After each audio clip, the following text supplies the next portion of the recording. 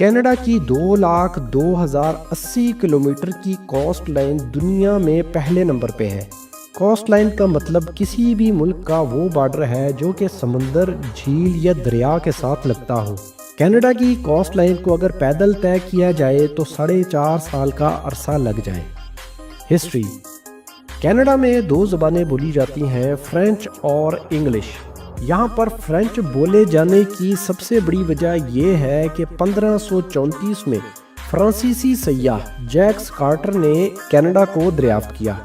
یہ علاقہ اتنا بڑا تھا کہ اگلی 3 صدیوں تک برٹش اور فرینچ سیاح نئے سے نئے علاقے دریافت کرتے رہے۔ 1812 سے لے کر 1815 تک امریکہ کے ساتھ کینیڈا کی جنگ رہی۔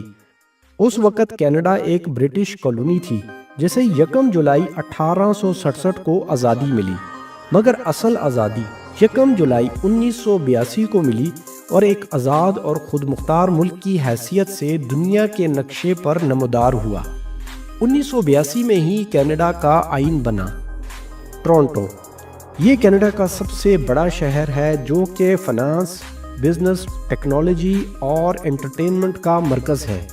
کینیڈا میں دنیا بھر سے آ کر آباد ہونے والے لوگوں کی بڑی تعداد ٹورنٹو میں رہتی ہے، اس لیے یہ ایک ملٹی کلچرل سٹی ہے جس کی آبادی 30 لاکھ سے زائد ہے۔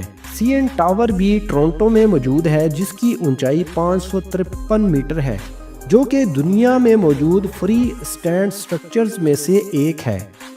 سکھ کمیونٹی ان کینیڈا: انڈیا کے بعد سکھوں کی بڑی تعداد کینیڈا میں آباد ہے۔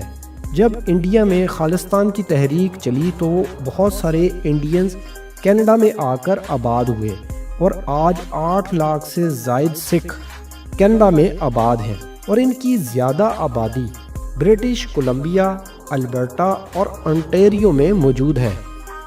پوٹین: کینیڈا کی آئیکونک ڈش پوٹین ہے جو کہ یہاں سب سے زیادہ کھائی جاتی ہے۔ یہ ڈش ایک طرح کے فرینچ فرائز ہیں جن پر چیز اور گریوی ڈالی جاتی ہے۔ اس ڈش کا آغاز 1950 میں کیوبیک کے ایک گاؤں سے ہوا۔ اکانومی: کینیڈا کی معیشت $2.14 ٹریلین کے ساتھ دنیا میں 9ویں نمبر پر ہے۔ کینیڈا کی ایکسپورٹ کے لیے سب سے بڑی منڈی امریکہ ہے اور کینیڈا کی 75% تجارت امریکہ کے ساتھ وابستہ ہے۔ امریکہ کے بعد کینیڈا کی زیادہ پروڈکٹس چائنا جاتی ہیں۔